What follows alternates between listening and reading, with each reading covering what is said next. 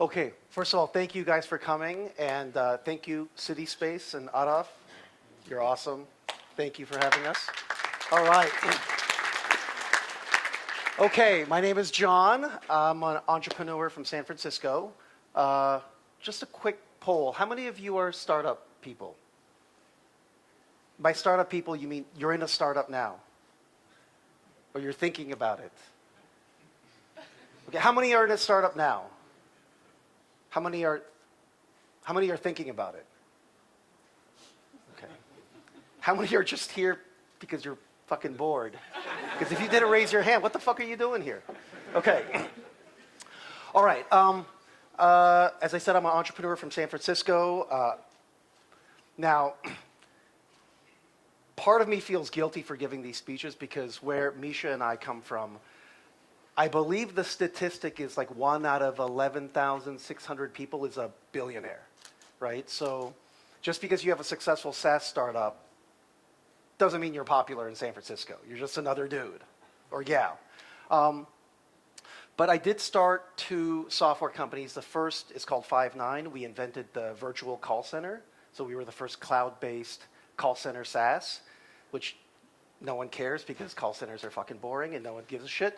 But the second startup was something that I started with one of my best friends, Misha here.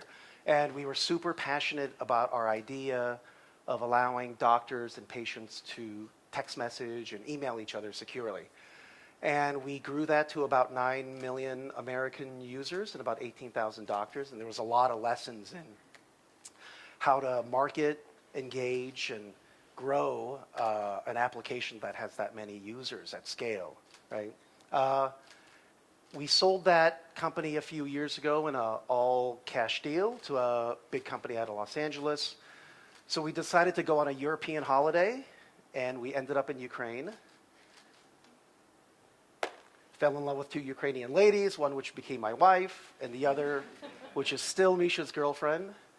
No pressure. Misha. I think, is she here? Yeah. Okay. No pressure at all.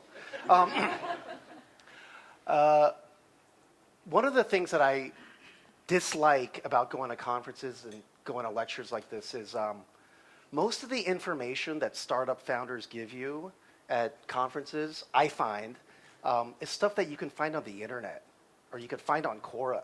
Right? So it's like, why did I pay $1,000 for this conference? So since on a cold winter's day, you got into your car, you drove all the way here, you found a seat, and I was late, I apologize. I like to give a talk that's more about tips, tricks, and hacks so that you can start your own or grow your startup. By the way, before I go into this, I want to tell you a core belief I have in my heart, which is that in 2020, anyone can have a successful SaaS company. It might not be a unicorn, right? But maybe it's just a $5 million company, and there's nothing wrong with that. But anybody in 2020 can start a successful SaaS company, right? What happened to my... Now I'm panicking. Where's my slides? Okay. You know, the thing is we have so much access to information, right? We all have smartphones, and we all take it for granted.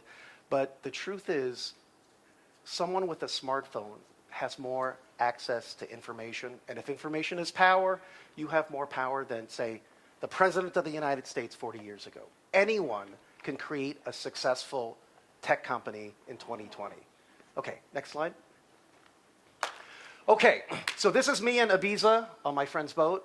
And I don't know who this dude is. But I think the first thing before any entrepreneur really quits their job and starts their journey is to understand the life you want, right?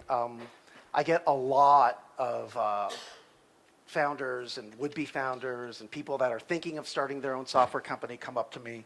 You know, one, because my first company was really successful. It's about the same size as CD Projekt, your ultra-famous tech company.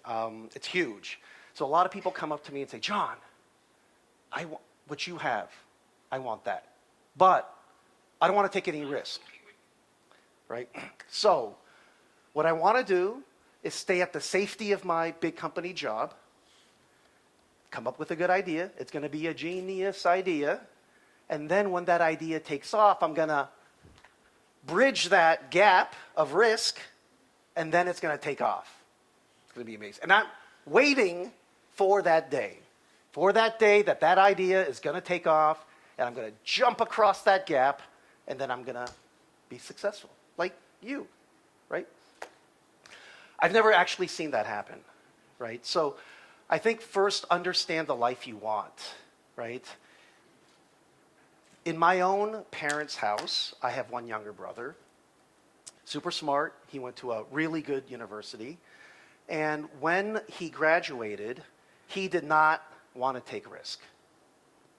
So he worked for Accenture. Anyone know Accenture? Yeah. Huge, Big Four consulting company. It's super safe. My parents, who are Korean, and Koreans love brands, right? My dad was like, oh, Accenture. That's great, right? Accenture. And they really didn't like the idea of me being an entrepreneur, right? They're like, what the fuck is that? Also, I dropped out of medical school, this pre-med program, and my dad just never forgave me, right?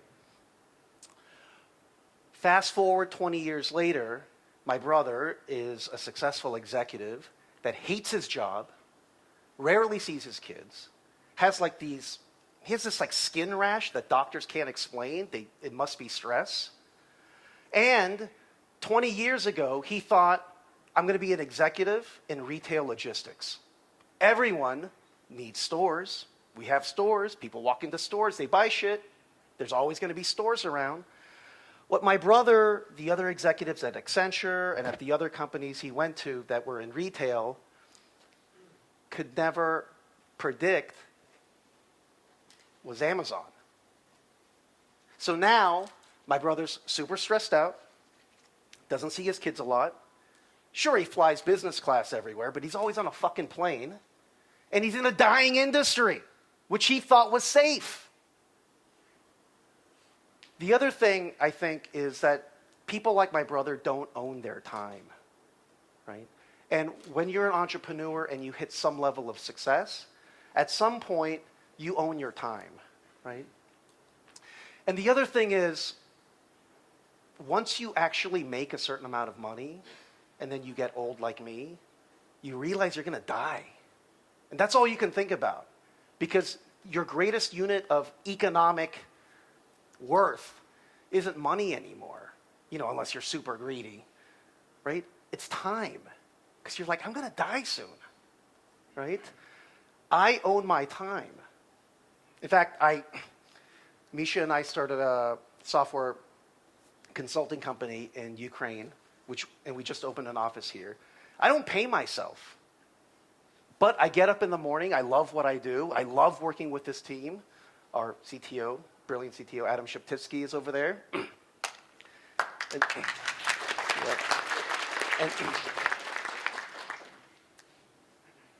And his last name, to Americans, is so fucked up, it actually took me 2 months to pronounce Sheptitsky. That's right? Okay. You are awesome. Thank you, Adam.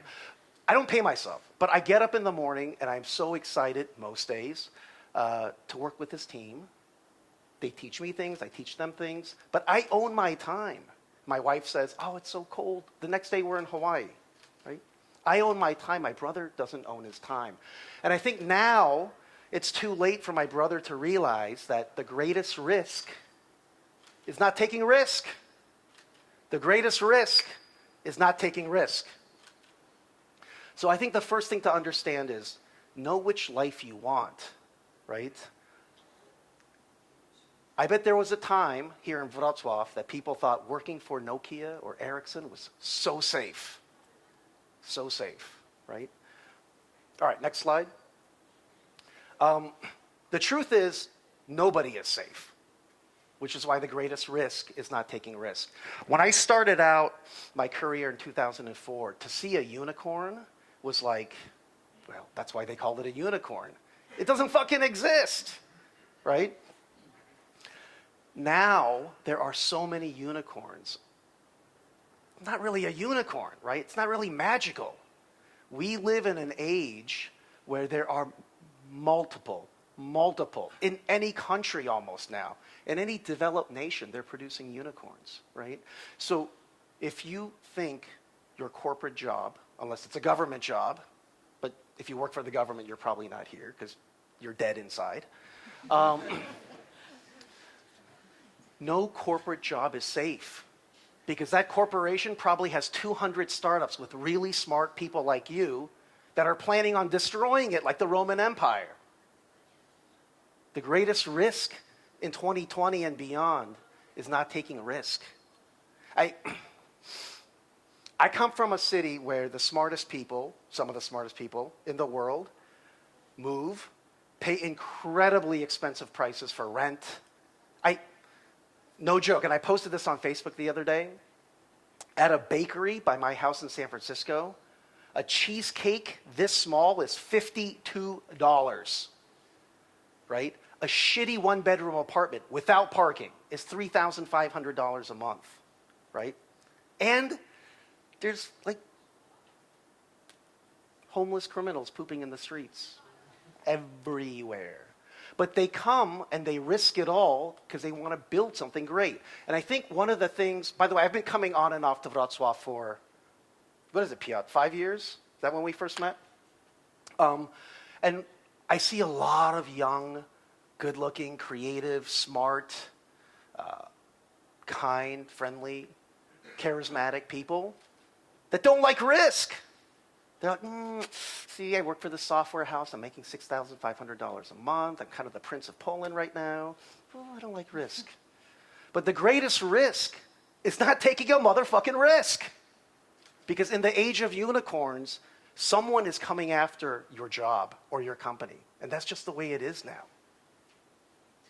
Next slide. Also, when I was starting, founders kind of lived life like prisoners in a large jail. And the investors were like the jailhouse wardens or the big scary guy with a tattoo on his face, right? We kind of walked around from cell to cell, from the cafeteria back to our cell, like afraid to get fucked, right? And founders got fucked all the time because VCs had the power. Now, money is a commodity, right? If you have a startup with product market fit, there will be multiple VCs with competitive offers. For the first time ever, founders have the power and leverage. There's never been a better time to raise money. If you have product market fit, there will be multiple offers, competitive offers, to invest in your startup. That was not the case in 2004. In 2004, founders got fucked all the time. And that's just how it was. Now the tables have turned. There has never been a better time to raise money than now, right? Next slide. So, which idea do you start? You don't have to start your company in a field, industry that you know, right? But understand that if you start a business in a vertical that you know little about, obviously you decrease your chances of success, but you would also add a year or two to really understand that market. I don't want to out or dox anyone, so I'll just say in this part of the world, recently, I had a very successful group of businessmen. They weren't IT businessmen, but they were successful businessmen. And they had invested in a social network. In the social network, the big idea was, if you come onto our social network and you participate, you post things, they're going to pay you a little bit of Bitcoin, right? Like little fractions of Bitcoin. And this is when Bitcoin was like closing in on 20,000. Remember that? Remember that? A lot of proud weirdos with Bitcoin when Bitcoin was 20,000, right? And they got this influx of users to their social network. And they were like, this is it. What a genius idea, right? But then, of course, we know Bitcoin didn't stay at 20,000. But here's the other thing. What they didn't really think about, or what was not apparent to them because they were new to building a social network, was who the fuck's going to join a social network for a tiny bit of Bitcoin? Poor people. I'm not allowed to say poor people. Working class people. People without a lot of money. Okay? Well, how do social networks make money? Advertisements. 1,000 ad impressions to someone that doesn't have a lot of money does not command a lot of money in the marketplace. So, here's what they ended up with. A social network predicated on Bitcoin being at 20,000 and in the news all the time, and that people were actually going to be active on it, and that big corporate customers wanted to advertise to these people without money, and they didn't. And this group of businessmen who were smart in their world of brick and mortar business, they tried to build a social network and they lost several $1 million. If they had worked at Facebook before, they probably wouldn't have made this mistake, right? Next slide. I have a friend, Marvin Lau. He's the head of 500 startups in San Francisco. Anyone here 500 startups? Who's heard of Y-Combinator? Ooh, sorry, Marvin. Okay. 500 startups. It's number 2 behind Y-Combinator. Great accelerator. Marvin is an amazing startup VC. If you ever get a chance to work with him, he's awesome. And a total no bullshit guy. Marvin said, I have rarely seen one of my startups have product market fit in less than 2 years. Think about that for a minute, because a lot of you that have a startup idea, you're convinced it's a genius idea. You're so passionate about it. But the truth is, it'll probably be like this. I'm a genius. Fuck, this is hard. We're going to be rich, maybe. I think it's going well. No, why did I quit my job at Ericsson? Product market fit, right? Do you guys know what product market fit is? Everyone? Yeah? When I ask this question, I actually don't think most people that say they know what product market fit is actually know what it is. Because we're so in love with our idea. We're so desperate for it to be successful. A lot of founders, I think most founders say, I got product market fit. And you're like, how? My 5 customers love it. How much are they paying you? Well, they're not paying me anything yet. It's a free beta. That's not product market fit. I interviewed 50 people using Steve Blank's lean canvas method, and they all said it was great. They didn't say it was great with their American Express card. That's not product market fit. Well, we have 20 users and they're really active. I wouldn't even say that's product market fit. I think product market fit is when your shit goes down, right? Do customers start screaming bloody murder because they needed it so much, right? At my first startup, FIVN, we were a cloud-based call center. And the alternative was give Cisco or Nortel $800,000 for a refrigerator-sized device and have all your employees come into a building like this and don a headset like this, right? Look at this ridiculous thing, right? For 8 hours a day, you're running a call center. But with our invention, you didn't need this building. You didn't have to pay any rent. You didn't need this $800,000 refrigerator-sized piece of machine. And you didn't need the phone company to bring in multiple T1 lines. Super expensive. You could just have people work from home. But when our shit went down, they went nuts. That's product market fit, right? So when you know you want to be an entrepreneur because you want to own your own time one day, understand that it may take 2 years for you to find product market fit. And also understand that your genius idea right now, it's probably not a genius idea, right? It's going to wiggle like this. It's going to wiggle like a fish until you find product market fit. And there's nothing wrong with that. What is wrong, and I see founders make this mistake a lot, they're so in love with this puppy idea of theirs. They suffocate it until it dies. And they don't pivot like this, right? And that's a really common mistake. Founder pride. You don't understand, is what they say a lot. The truth is, they don't understand. They don't understand this graph. I doubt there is one exception in this room. Statistically, there is not. Next slide. Okay, so you have your idea. You know it's going to take a couple years to find product market fit. What's the team look like? If you're the CEO, right, these are the qualities you should have, or these are the qualities that your co-founders should look for in you. 1, you are very conscientious and you will eat last. If you are the highest paid person at your small startup, you're not a good CEO. In fact, you're probably an asshole. You work tirelessly.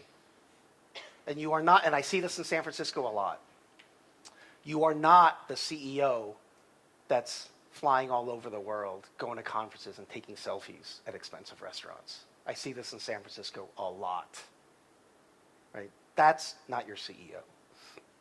You want someone that works tirelessly. The other thing is you want an incredible storyteller. Because you have to convince the world to buy your shit. And the easiest way to tell if your CEO can do that is if they're a good storyteller. It's an incredibly important skill to have as a CEO. And if you think you're the CEO of your company and you don't have this skill, start reading some books, take some classes. If you don't have this skill, you're kidding yourself. And some people say, well, Mark Zuckerberg's not a great... Yeah, but because he's a fucking alien, right? Most people need to be great storytellers, right? You know how to sell and you know how to market, okay? The other thing I hear CEOs say a lot is, my CTO is a genius. She or he is not a genius. Just because you don't know how to code doesn't mean your CTO is a genius. Stop saying that. I hear that so many times. Okay? Good news is you don't need your CTO to be a genius. Doesn't mean you're not a genius, Misha, Adam. I think you guys are geniuses. Right? But they do need to love modern technologies. Misha and Adam and I had a startup that I had invested in. They were doing okay. They were growing. They were approaching $1 million ARR. You guys know what ARR is, right? Annual recurring revenue. But the shit kept breaking. And when Adam and Misha took a look at it, you know, it was built on J2EE, right? Why? You don't need a genius as a CTO, but you do need someone that loves modern technologies, right? You also want someone that knows how to architect software, right? Because if your minimum viable product is successful, if they don't know how to architect, your shit's going to keep breaking. And new features are going to take really long, and you as the non-technical CEO won't know why. And your genius CTO will be like, oh, you don't know how to code, this is just how long it takes. Right? And finally, and I think this is the most important thing, your CTO is not a CTO. It doesn't matter how well they can code. They're not a CTO if they don't know how to recruit and mentor other developers. I think this is really important. They're just a good coder, and there's nothing wrong with that, but you do need to find a CTO then. Real CTOs know how to recruit and mentor other developers. If they don't know how to do that, find a real CTO and let him be the lead developer superstar. Okay? Also, as you get close to launching your product, you will need a tireless, amazing operator. And this person, this lady here, I often find this person is the hardest working person at the company. I don't know why. In successful startups, this operator is the hardest working person at your company. I don't know why. It just is. They're always learning new skills, right? First they were doing customer support. Now they're doing accounting. Now they're doing financial modeling. Now they're figuring out how to fire underperforming people, right? They're always learning new skills. They're super well organized. Obviously, they're an operator, right? And as I said, they're often the hardest working person at the startup. Don't know why, but that's true. And finally, you need an advisor/investor. And this is a common mistake I see people make. Founders get some advisor. He was like, well, he was the CTO of Comarch, you know. Yeah, but that guy's fucking useless, right? They're like, well, my investors are going to be really impressed that I got a VP from Nokia. Investors don't care. You just gave equity, and now you're going to have to buy him or her an expensive lunch every time they show up to your office. They're useless. Don't get an advisor in your startup unless they're willing to invest some money. Doesn't have to be a lot, $10,000, $5,000. If they're not willing to invest their own money, they're not a good advisor, okay? The other thing is a worthy advisor is okay with losing their money. They just want to see you be successful, right? Good advisor investors are selfless because they've reached a certain stage in their life where it's not so much about money. They just want to see you be successful. You remind them of them at a younger age, or they want to leave a legacy. Right? They just want to see you be successful. That's their first priority. Okay? They're obviously well connected. And if they say shit like, well, I would take a 2% brokerage fee, no, that guy or gal is a poser. Real advisors don't promise to connect you to investors and ask for anything in return. They invest their own money first. Then they say, by the way, let's go to my network and let's fill out this $1.2 million seed round that you're going to need. Right? And finally, my hack for knowing who a good advisor is, it's the CEO, CTO, or COO, any one of these three people that have sold the company for $20 million or more or taken it to an IPO. If they haven't done that, CEO, CTO, COO, $20 million or more or IPO, invest their own money. If they're not checking off all those 4 boxes, don't waste your time. Don't waste your time. Okay? Next slide. All right. Now, this is also where a lot of founders get in trouble. I know a startup, let's call it in this part of the world.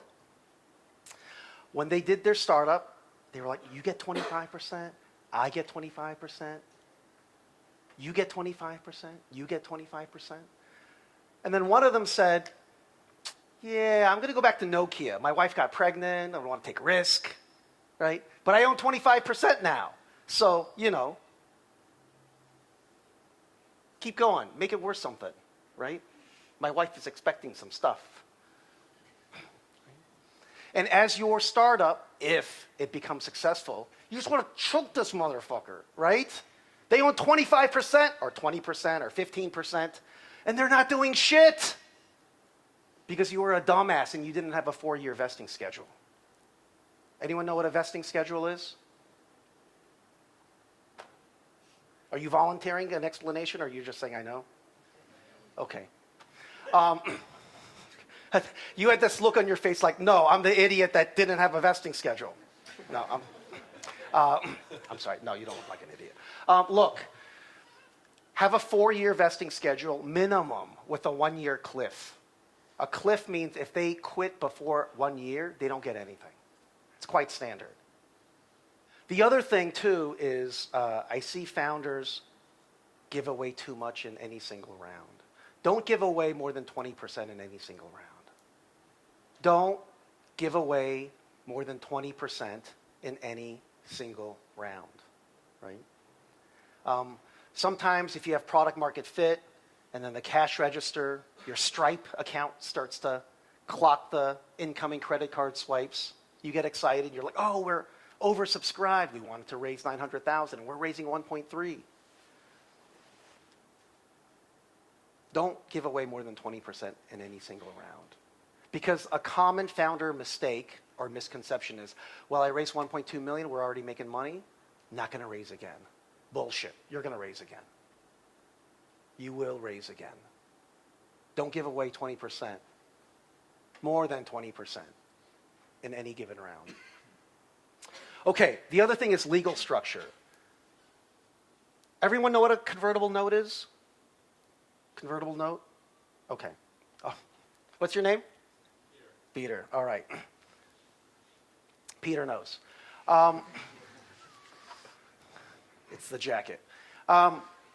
Look, I don't like convertible notes. Convertible notes are structured in a way that, for example, if you raise $1 million, right, it says, well, it's a form of debt, right?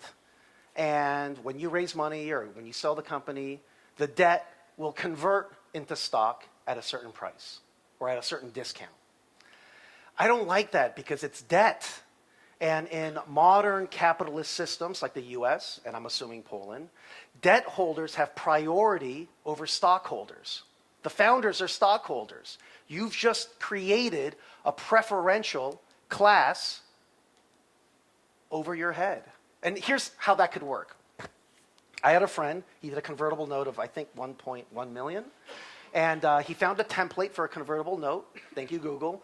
And then, because it's debt, debt must pay interest. Yeah? But he's a genius superstar, so he found that paragraph, highlight, cut, indent, move the paragraph up, and his investor signed it. And a few years later, he's running this startup, and it's going well, but it's a good lifestyle business for him. And his investor said, hey, we want you to grow this company, or we want our money back. Like, you promised all of these things, and now you're comfortably running this lifestyle business. And he said, it's too bad, right? You're just going to have to wait until it converts. And so those investors got a lawyer, and the lawyer said, okay, I'm going to take you to court. And the judge said, it's debt. You can't have a 0% interest debt. So the judge went on the internet, again, thank you, Google, found out what the prime interest rate was, added on a point or two, I'm guessing, and said, this is what you owe, right? So let's call it 6% over 4 years, right? So $250,000. My friend didn't have it. So guess what? They're renegotiating because they're debt holders. Debt holders in sophisticated economies are given preference over normal stockholders. Why? I prefer safes. Anyone know what a safe is? It's an acronym. Come on, Peter. SAFE? A SAFE is an acronym for Simple Agreement for Future Equity. You don't need a lawyer to do it. You go to Y-Combinator's website. There's a template there. You can fill it in, right? And if an investor says, well, I don't know this safe. I don't feel comfortable with it. Be like, look, Airbnb, Uber, they all came out of Y-Combinator. Their investors signed safes. Why wouldn't you sign one? It's a red flag to me. Right? It's simple. They don't own any shares. It's not a form of debt. It just says when you sell this company or you have a large round of financing, then it will convert into shares. Safe. Much better for founders. Okay? All right. The other mistake I see founders make is like, we filed a patent, John. Like, who gives a fuck? No, you don't understand this patent. It's a worldwide utility patent. Who fucking cares? Unless you're a brilliant biochemist and you've discovered some small molecule, your patent is worth shite. Okay? Stop talking about your patent like it's worth something. It's not. At best, it's worth some marketing. But investors, they're not going to be impressed with your patent. So if you spent $20,000 in 6 months of your life on it, that may not have been so smart. IP mostly in most startups is worthless. At best, it's worth some marketing. The other thing to think about are what your sales strategies are, right? In this part of the world, I had entrepreneur come to me and he's like, listen to my brilliant idea, which is, when I email you and you open my email, I'm going to cookie you and you're going to see my ads all over the internet. Salespeople will love it. I was like, well, I don't want to invest in it. Why not? The salespeople are using it. They love it, John. You don't understand. I said, no, you don't understand. I've sold companies before. When I say I, me and Misha, they do so much due diligence. This is not GDPR compliant. You can't sell this company. I mean, maybe you can't to Russians because they don't give a shit, but if you sell to a Western company, right, Asian company or any big company, multinational that cares about compliance, and most of them do. Sorry, I'm probably pissing off some Russians somewhere. I take that back. The Russians will care.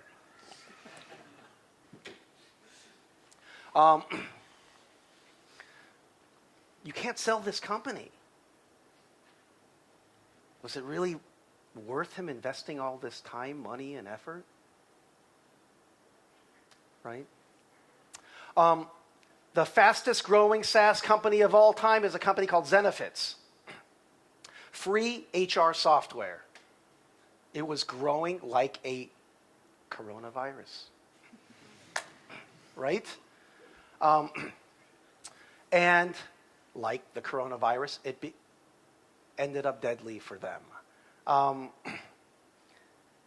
The model was the software is free, but if you want to buy health insurance, you do it through us. And they were making tons of money. Tons. The problem was they didn't have a license in all 50 states to sell health insurance or whatever other types of insurance they were selling, right? Practice Fusion from backed by Peter Thiel. You all know Peter Thiel, right? Peter Thiel was on the board of this company. It was free electronic health records for doctors, supported by ads to doctors. Now, before I had mentioned ads to people without a lot of money, don't command a lot of money. But it turns out ads to doctors, drug companies will pay lots of money to have their ad in front of a doctor's eyeball. Lots. In fact, way more than normal idiot consumers like me, right? It turns out one of their advertisers sold OxyContin. Right? Do you guys know about this? This pain medicine? They just got fined $300 million, but the company only sold for 100. Right? So, while your IP may be worthless, you should have a strategy that when you sell this company one day, it's going to be compliant and relatively safe, right? A lot of founders don't think about this, and later they get in trouble. And it's a shame, because these were great companies. Fucking great companies. And finally, it is true most startups fail because they run out of money. That's why they call it runway, right? One of the best things you and your operator and your other co-founders can do is really understand that it's going to be like this as a journey to find product market fit and raise enough money for that, right? It's super, super important. And you'll sleep better at night as a CEO, right? The other thing is,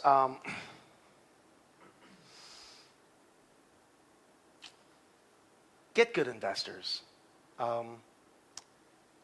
European investors don't have the greatest reputation in Silicon Valley. And Polish investors, unfortunately, yes. I had another startup, again from this part of the world, and they had a energy-saving hardware device. And they said, John, we got a term sheet. You know what a term sheet is? It's an offer from investors. Will you just review it? Tell me what you think. said, well, I'm really busy, but look, I'm having dinner at this place. Why don't you come, bring your laptop, and we'll take a look at it. So he brings his partner, and his partner is a young superstar, millennial. And before he sits down, he says, well, I don't even know why I'm here because this is a very standard term sheet. And I said, hey, dummy, there is no such thing as a standard term sheet. That's what investors tell you when they want you to sign a shitty term sheet.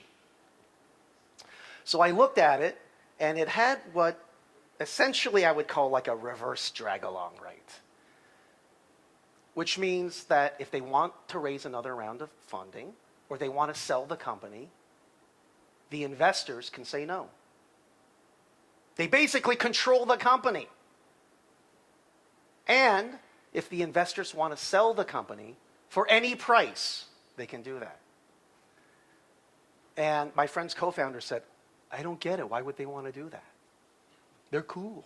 We met with them a lot of times. They're cool. First of all, investors are not your friend. They're not cool, right? The only thing investors care about is money and their nuclear family. Trust that. So I asked them, is this investor own multiple companies? They said, yeah. I said, great. If this startup does well, they'll sell your startup back to one of their sister companies for $1 million while you're producing $5 million a year in revenue. I said, no, that can't be. They're so cool. Cool.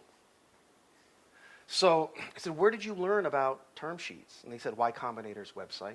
So I said, okay, you like Y-Combinator. You're in the energy space.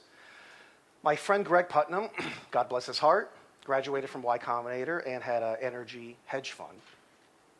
So we Skyped Greg. and Greg said, guys, you can raise money from dumb shits, or you can raise money from assholes.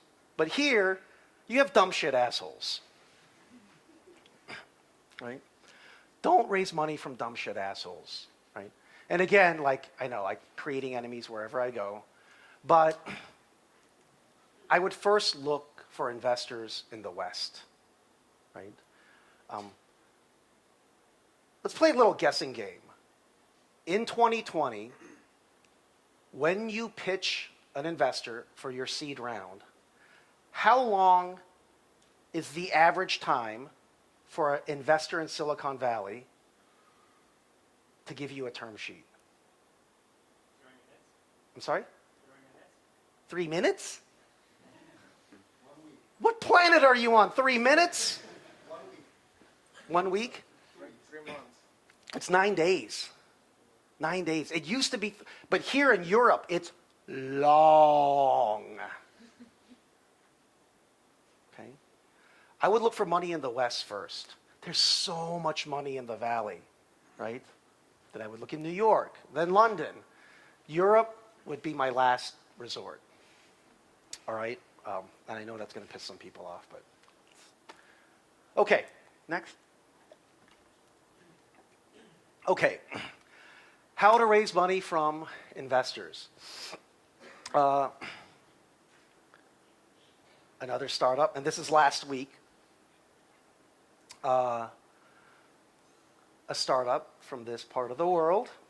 By the way, these are just local examples. There's plenty of people making mistakes in California too. I'm not trying to pick on this region, really.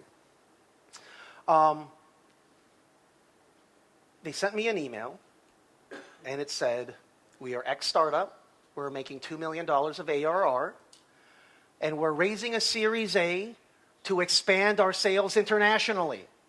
And they're trying to create FOMO, fear of missing out. A big company wants to buy us for $45 million. FOMO.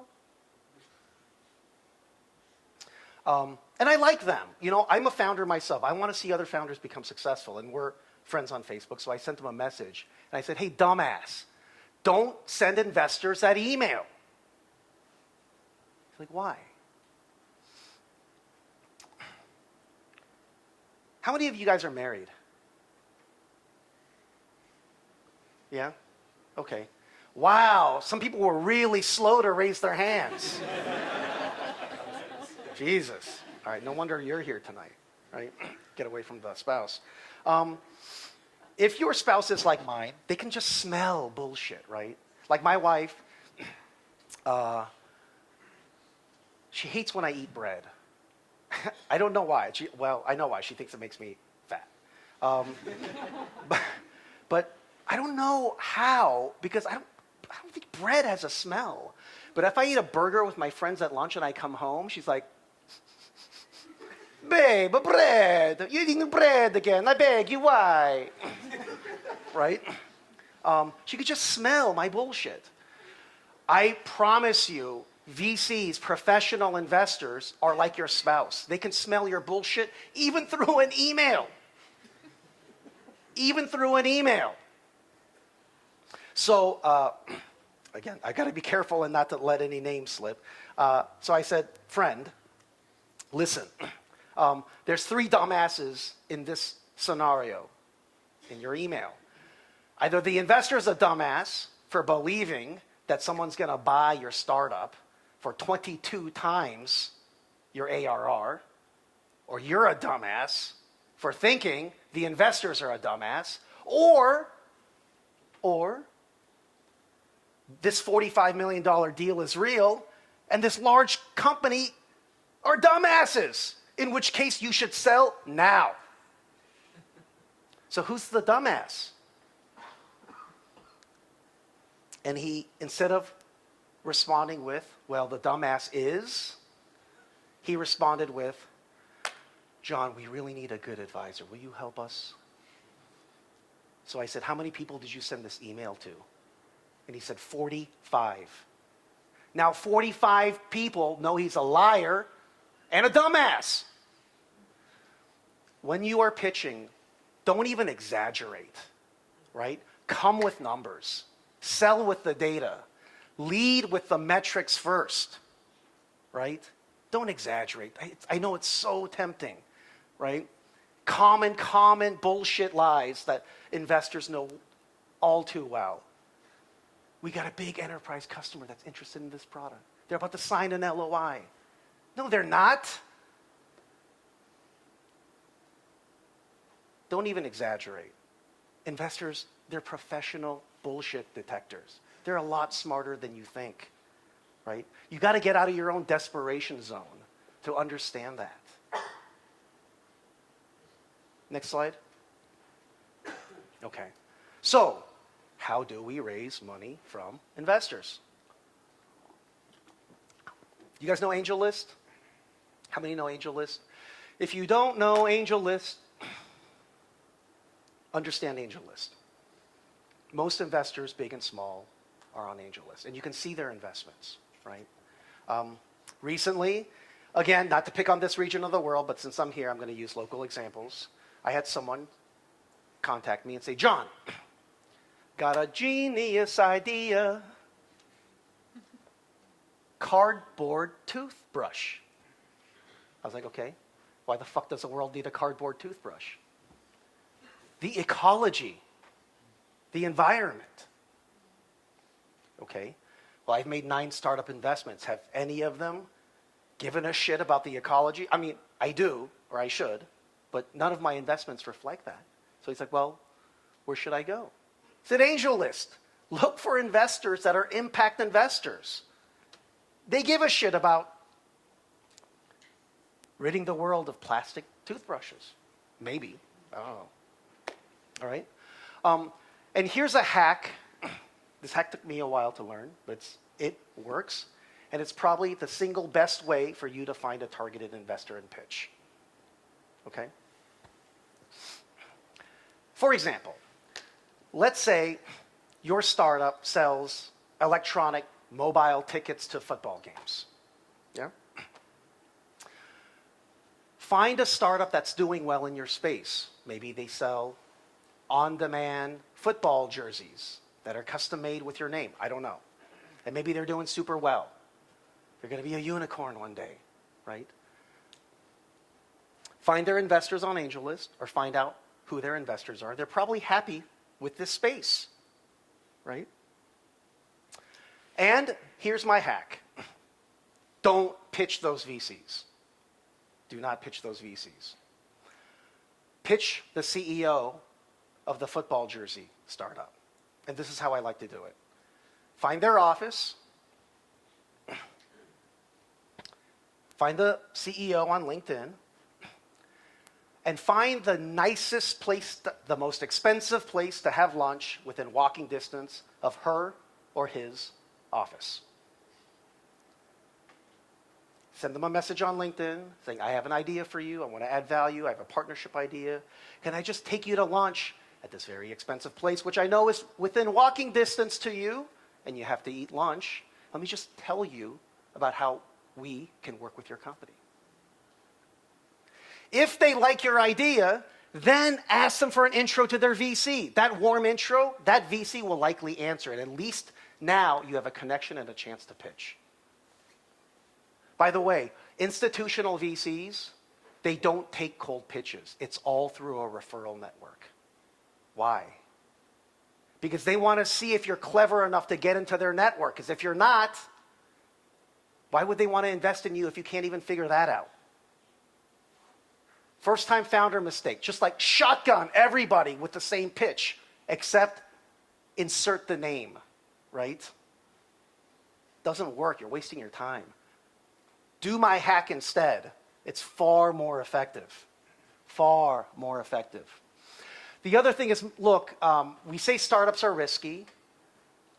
I actually don't think they're that risky or as risky as people say, because most startup founders are fucking idiots. Not in terms of IQ, but they don't take the time to learn the rules of the game. They're so eager or so proud. Right? So go to YouTube and watch YC Demo Day or 500 startup pitches. Watch as many as you can. They're formulaic, and then you watch enough of them and you're going to start to detect patterns in them. You're going to see that they're pretty much templates. Once you know the template, then you can craft your own good 2-minute pitch. Okay? And finally, a lot of you guys know what Y-Combinator is. Most famous startup accelerator in the world. Gave birth to Heroku, which we give a lot of our hard-earned money to. Airbnb, Uber, lots of other great startups. It's not just about the education you're going to get at Y-Combinator. I see it in San Francisco at my house parties all the time. The Y-Combinator network, they really take care of each other. It's a really strong network. In fact, the second or the only other business network that I can think of that's as strong as Y-Combinator is Stanford. All right? I have a friend, Max. He was the first salesperson at a startup that just sold to Google 6 months ago for about $110 million. He went to Stanford. I said, Max, it's a super complicated database product too. So I said, Max, how'd you get your first customers? He said, oh, it was easy. I emailed 50 colleagues at Stanford and 5 of them just bought it. Now, the network or the support system at Y-Combinator is incredibly strong. If you can't get into Y-Combinator, I suggest 500 Startups. Like I said, great accelerator. And pissing off people all over the world, but Techstars is kind of a distant third.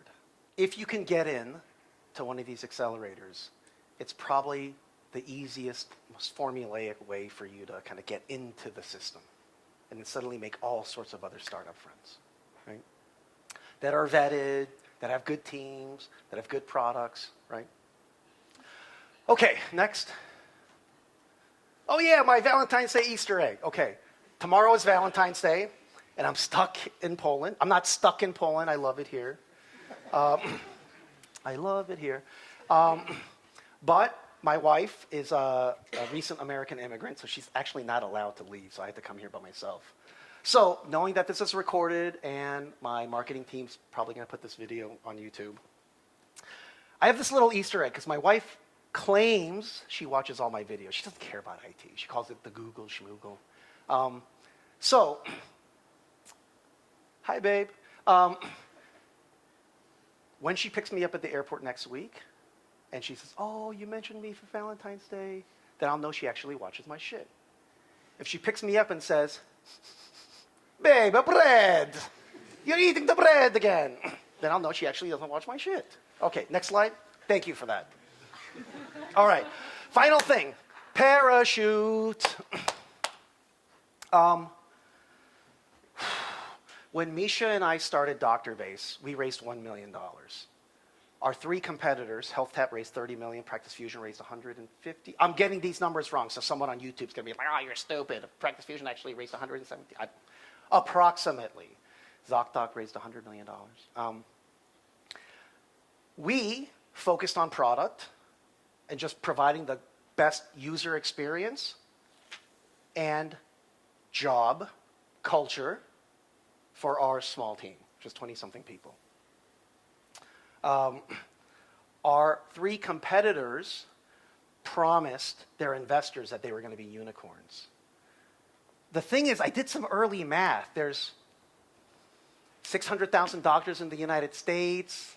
Maybe half of them are in private practice. We were all selling to private practice doctors only.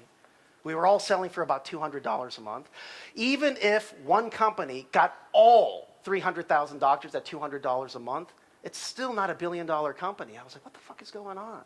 So while they were all getting the headlines, being in TechCrunch, going to the conferences, they were going to be superstars, CEOs of unicorns, we just quietly, in stealth mode, we weren't really in stealth mode, but we quietly kept doing our thing and growing our customer base.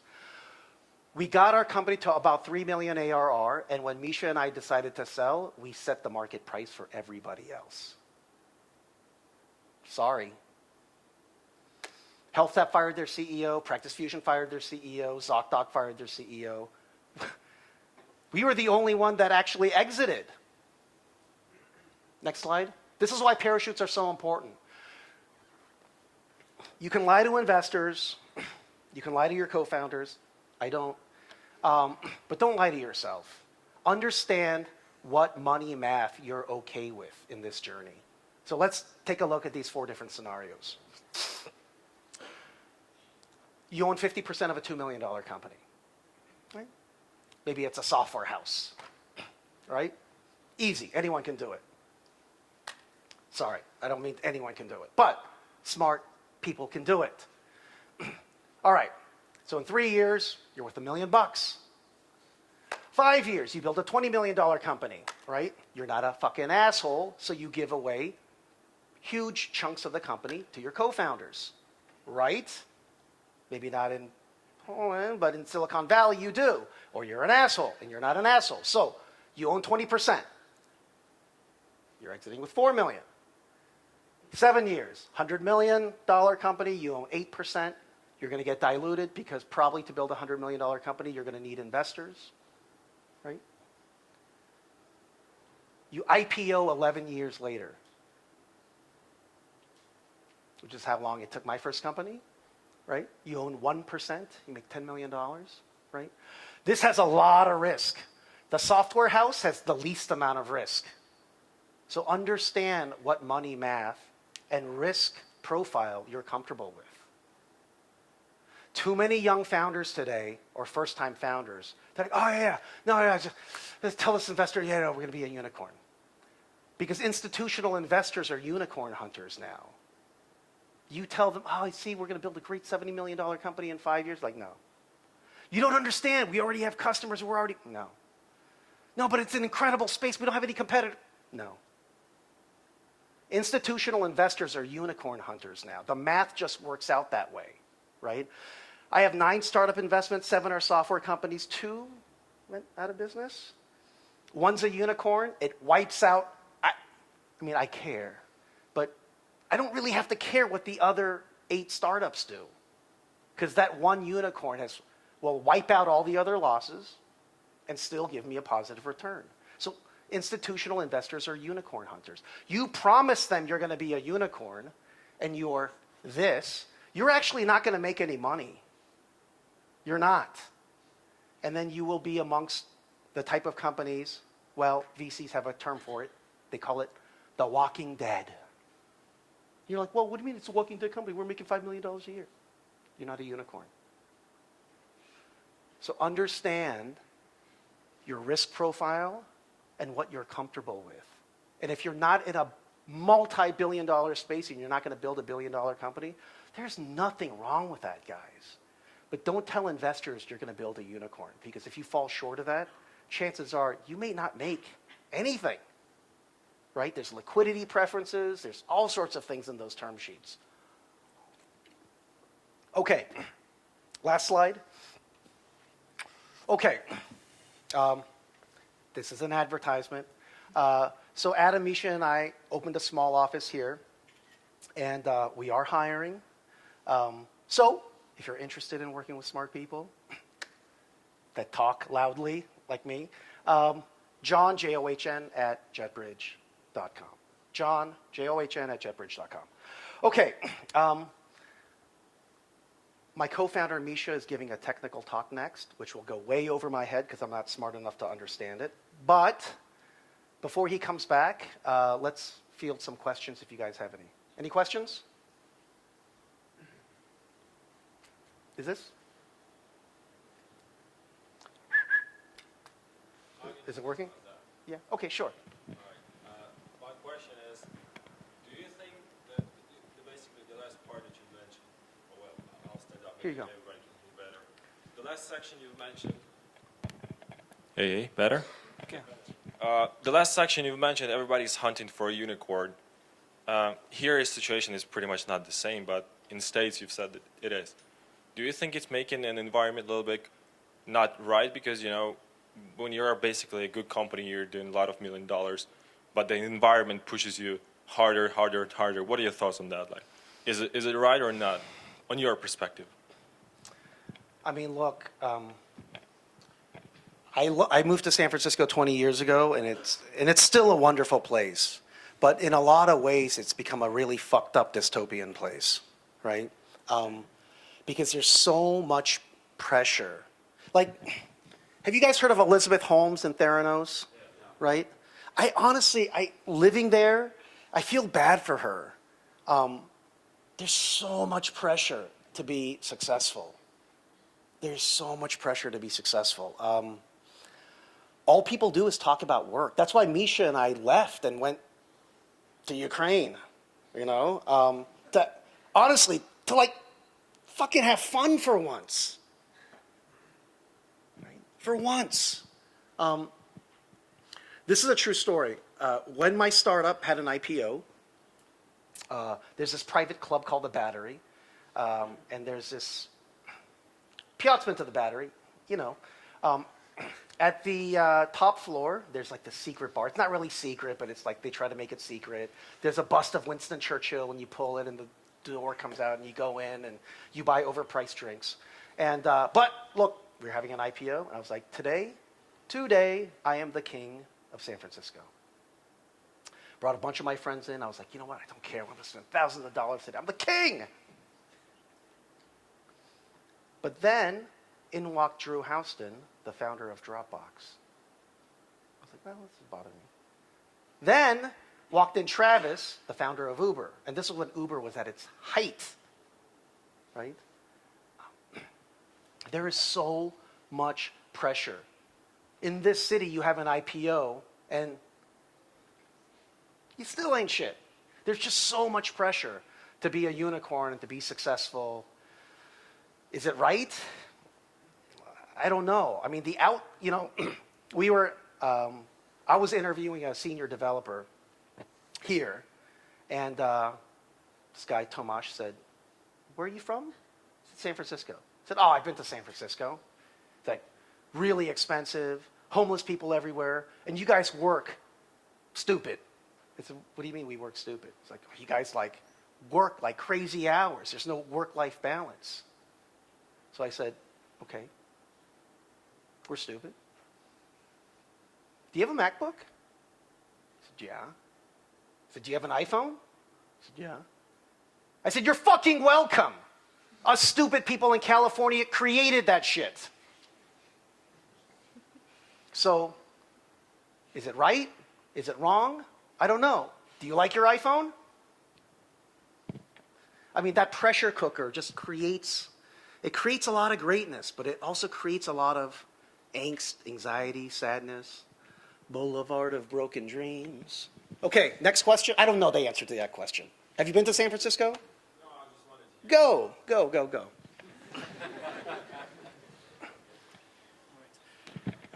Hi.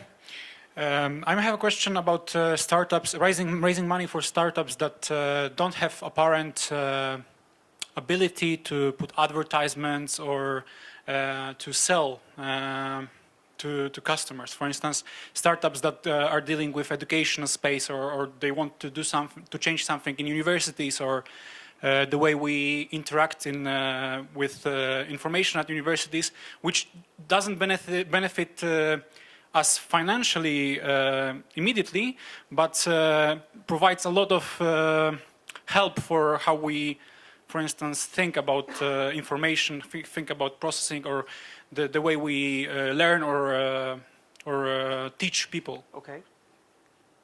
You described a charity. So what's the question? The thing is, there is idea, right, that that is able to change a lot in education space. However, it's education space. So how do people deal with investments in this area? Well, it's called EdTech, right? And there are startups that have done well selling technology to universities, right? Electronic tests, keeping track of students' admissions processes, right?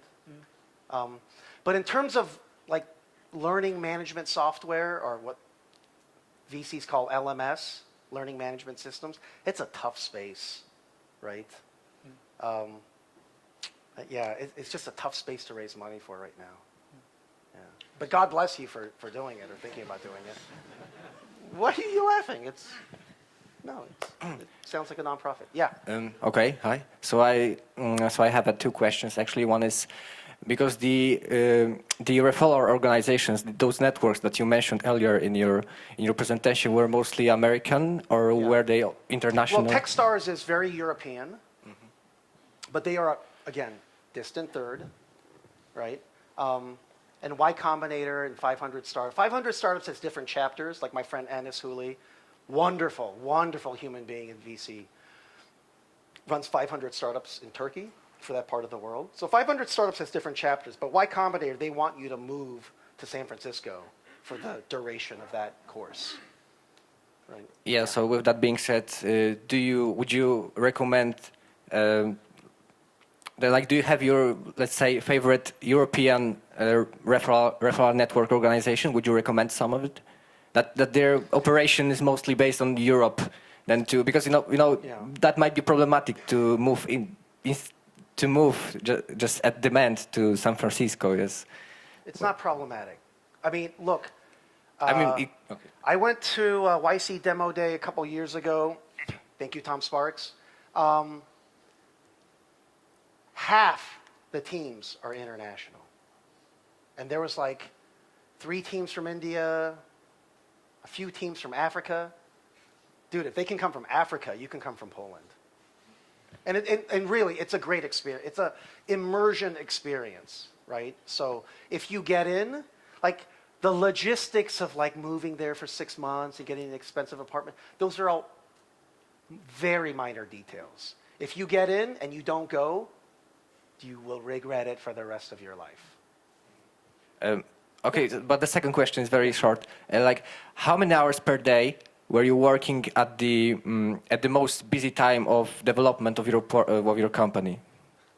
This is such a European question. All the fucking time.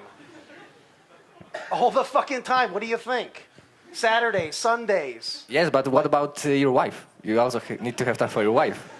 That's why I got married when I was a millionaire, and not when I was starting and your age, right? Like there's something, here's the thing, guys. This is my problem with Europe. Like I get all sorts of lifestyle questions. Like how old are you? I'm 22. You're 22 and asking lifestyle questions? No, shut the fuck up. You're working all the time. Or go back to Nokia. Yeah. I want to work my fucking face off. Okay. And make projects, and because I'm still student, but the thing is, I live with my girlfriend in the same flat, so I need to comply with her demands in some You don't need to do shit. Change girlfriend. Listen, now I hope my wife's not watching this, but there were a couple of good girls that I lived with for a couple of years each. And they were, good girls. But I never thought of marrying them because I was married, not to the business. I was the CEO. I was not going to let my team down. I was not going to let my team down. I would die before I let my team down. They quit their jobs at Cisco and other big companies and took a pay cut to work with me. You're the motherfucking leader, right? You're thinking about your girlfriend. You're probably not a good leader. I'm not saying you're not, right? But if you're beholden to anything other than the idea that you're going to drag your team to the finish line, right? You're not a good CEO. The story of why Misha and I named our company JetBridge was when we sold DoctorBase, it was this journey where we battled against 3 companies that had collectively raised $250 million. And here is me and Misha like smoking pot into our office being like, oh, I got a new idea. And $1 million, right? When we sold that company, there was 6 months of negotiation back and forth. And our marketing manager, Emily, said, what are you going to do when this is all over? I said, I don't know. We've been working so hard. And the process of selling this company has been just so crazy stressful. And this 5-year journey, almost 6 years if you count the time it took to sell it, it felt like I was the pilot of this experimental plane that we were building. And in the first couple of years, I wasn't sure it was going to take off. And then when it started flying, I looked back and told you guys, oh, this plane is great. Trust me, I know what I'm doing. Meanwhile, I'm like rapidly flipping the switches, hoping like we gain altitude. I wasn't sure where we're going to land, but I had to land it in a place where there was a pot of gold. And I said, now that I've landed this airplane, everyone's going to deboard. I'm going to give, everyone their check. And that silver tube thing's going to come and connect the airplane. And Emily said, JetBridge. I said, what? She said, that silver thing that comes and connects to the plane and everyone gets up. It's called the JetBridge. So I said, yeah, whatever. I don't know what I'm going to do. And when I finally, in the last days when you sell your company, you're actually not sure when the final negotiation is like all done and you're going to sign. And when that moment happened on our manager's Slack channel, I just wrote JetBridge. And then Misha and all the other managers rushed into our office. We drank some expensive scotch. And that was it, right? As a CEO, imagine flying this airplane and your girlfriend, again, I'm not talking shit about your girlfriend. I've never met her. She's a lovely person, I'm sure. But imagine she's like in the co-pilot seat being like, why couldn't you come home for dinner? How the fuck are you going to fly that plane? Europe. Guys, come on. All right. Any other questions? Yeah. Yes. So, first of all, I wanted to thank you. That's probably one of the best talks I've ever attended in Poland on any topic. That's kind. Thank you. Dziękuję. Thank you so much. Leading on from the last question, based on what you've seen so far in this region of Europe, if you were to bet your own money, what do you think are the chances of taking off today and becoming a unicorn within, let's say, 10 years? Well, there's more and more unicorns being spun up in Europe now, right? In this part of Europe, I mean Central Yeah, Europe. have you guys Poland heard of in particular. UXPin? Right? What are they worth now? 6 billion? Something crazy, right? My friend Piotr is over there. They have a great startup called Informatica. It's AI. And they're right here in Wrocław. I mean, it's really, really slow to take off because it's healthcare. And Piotr loves driving the struggle bus, right? But look, if they can spread this AI doctor as a self-service, that's huge. That is unicorn potential, right? So there's potential unicorns here, like here in Wrocław. The challenge is there's just not a lot of investor money here, right? Yeah. Okay, so about this investor money here, do you think it's possible to be based in here and just do business all over the world with investors? You know, and this is, again, I keep mentioning Marvin because he's such a good VC. Marvin said this, but I 100% agree. You guys have a tremendous advantage here. The new model, optimal model, is open an office in San Francisco, raise your money, have your sales and marketing there, and have your developers here in Poland. You guys have amazing fucking developers here in Poland. And they cost 25% of what they cost in San Francisco. So that's the new model. So yes, absolutely. And you have a tremendous advantage. You speak Polish. You know the culture and the game, and you have networks here, right? Whereas like American idiots like me, we're landing here, like taking meetings and be like, oh, I'm the founder of a unicorn. It's like, hey, who can help me, right? But you're natives, right? You guys have tremendous advantages here. So absolutely, absolutely. Anyone else? Thank you. Okay, so I think a simple question. Do you think that, like, in the coming decade, the investor culture here in Europe might improve, or we're stuck with pitching to American accelerators? I mean, look, no one's stuck. There are more and more good European VCs.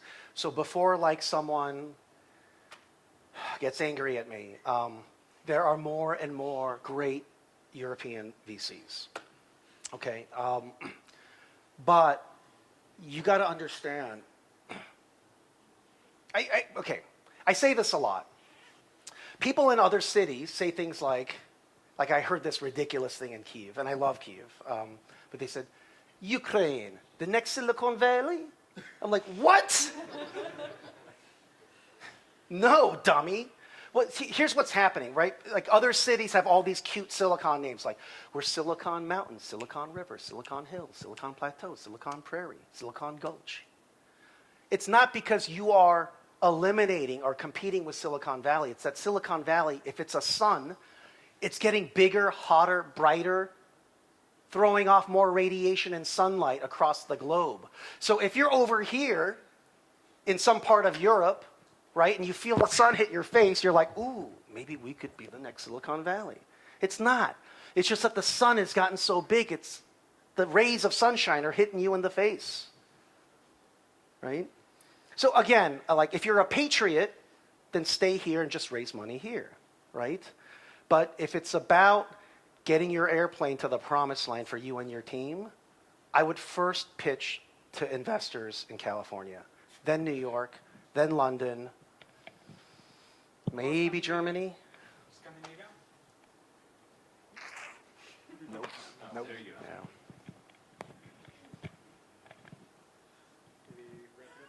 Yes. Okay. Well, two more questions. I can say, can I? Sure. People said like you had an idea you can get seed money. Is that true? First of all, I mean, do you have to have an MVP in order to get the seed money? And second question is that if you have an idea, you're trying to hire developers. How can you protect your ideas? You know. This is actually a great question. So, what's your name? Wilson. Wilson. Wilson asked if you're looking for a seed round, right? An average seed round could be $1 million, $2 million. Do you need to have a working product with customers? It depends, and here's what it depends on. Have you sold a company before? Because then you will absolutely raise a seed round even with a PowerPoint presentation. Are you in a super hot space and you are uniquely positioned to capitalize on it? CRISPR-Cas9 gene editing technology is getting real hot, and you have 2 patents on such technology, or you're a professor at the local top university here in Wrocław, and you've been doing research on this for the last 9 years. Yes, you will get seed funding. If you don't have a track record, and it's just an idea, not the hottest space, you need a product. Probably. Probably. Okay, last question. You have to answer my second question. Which is?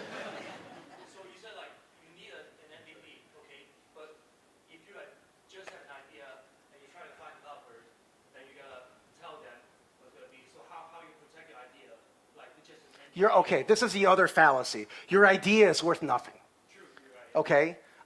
Any founder that says, ooh, I want to talk to you, but I don't want to, like, sign the NDAs, but to quote Adeo Resi, no one gives a shit about your fucking stupid idea. All right? Look, it's not about the idea, it's about execution. Right? If you're thinking about protecting your idea, it's not a good idea, or you're just not a good entrepreneur. Right? Your idea is worth shit. It's all about execution. Right? And again, if you're a great storyteller, you'll be able to recruit teammates. All right, last question? Yes? My understanding is that you invite people to join JetBridge, but it seems to me like it's kind of another software house. Is it even against the rule and the advice you have given? That's a good question. I don't want to turn this into a plug. Oh, he said, what are you doing creating a software house? So after DoctorBase, I thought I was going to retire, and I did for a little while. But all I ended up doing was waking up in the morning, drinking beer, and eating barbecue potato chips. And I thought, I need some mission in life.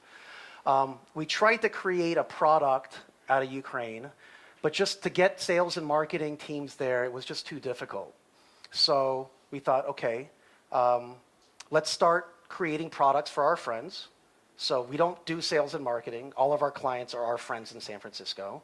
I don't take a salary, and I promise the company I'll never be the highest paid person at the company. So we take our profits, invest it in other startups. And we bring our developers to San Francisco so they meet all my friends and they get this immersion experience, right? What it will ultimately be, I don't know, because we're at the beginning of this like curve. So I have no idea. Will we build a product next year? I have no idea. But I do know I'm working with my friends and it's super fun. We're working on super interesting projects. Okay. Thank you guys so much. Really, I appreciate it. It's been an honor.